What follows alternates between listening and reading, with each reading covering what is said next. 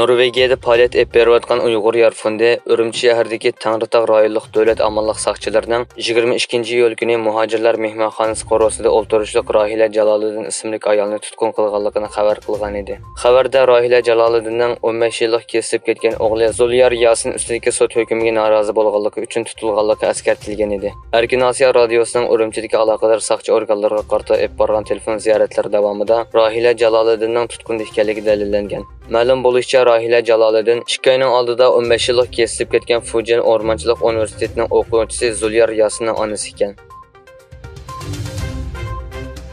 Xitoy Kommunist hokimiyati atalmış Şinjan'da İslam dinini xitoylashtirish yo'nalishida ching turish temasida ilmiy muhokama yig'ini ochgan bo'lib, yig'inda islom diniga qarshi ijro qilayotgan terror siyosatini davomli kuchaytirganligini ta'kidlagan. Xitoy xabarlar to'rining xabar qilishicha, mazkur yig'inda Xitoy Markaziy Sotsializm instituti partiya guruhining sekretari, Markaziy Sotsializm institutining birinchi muavin raisi Jilin va atalmış Uyg'ur Avtonom rayonlik partiyum doimiy komitetining a'zosi, Birlik saf bo'limining boshlig'i Qo'rchoq amaldor Izzat Ahmadjon so'z qilgan.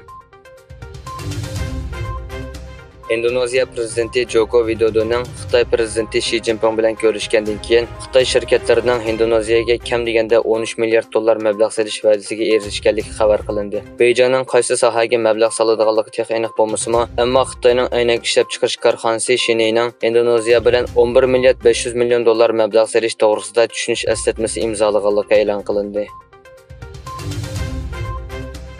Fransiya adliya tarmoqlari o'z davlatida ishlab chiqarilgan ilg'or o'zak texnikasini Xitoy va Rossiyaga atkaz qilish jinoyati ustidan tekshirish olib berayotgan bo'lib, ularning harbiy sohada ishlatilish ehtimolligi bo'lgan ahvolda jazo va eksport cheklamasiga uchraydi ekan. Fransiya adliya organining ismini oshkorlashni xohlamagan bir amaldorning bildirishicha, martdan boshlab 2 fransiyalik va 2 Xitoy bo'lib jami 4 kishi tekshirilayotgan bo'lib, ular Amerikaning OMEC shirkatidan yuqori texnikalik yarim o'tkazgich o'zak ishlab chiqarish texnikasini yetkash bilan ayblangan.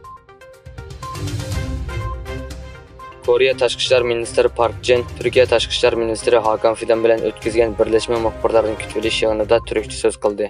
Park Jin mundaq dedi: Turkiya 20 mingga yaqin yosh askarni Koreyaning erkinligi va tinchlik uchun urushga avatish orqali Koreya bilan mo'rni-mo'riga taraf kurash qildi. Koreya xalqi Turkiyaning zo'r qurbonlik va fidokorligini unutib qolmadi.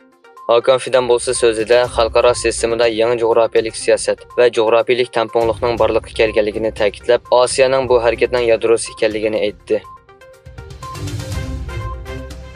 Saudiya Arabiston Turkiyani o'z ichiga olgan 12 davlatda xizmat, ziyorat va o'ltiraqlashish vizasining hamda A4 qog'ozida QR kodi bilan tarqatilganligini e'lon qildi. Bayonotda Turkiya, Pokiston, Yaman, Sudan, Uganda, Livan, Nepal, Keniya, Marokesh, Tayland, Vietnam va Sri Lankadagi elchilar va konsulxonalarda elektronlik viza iltimosining boshlanganligi bildirildi.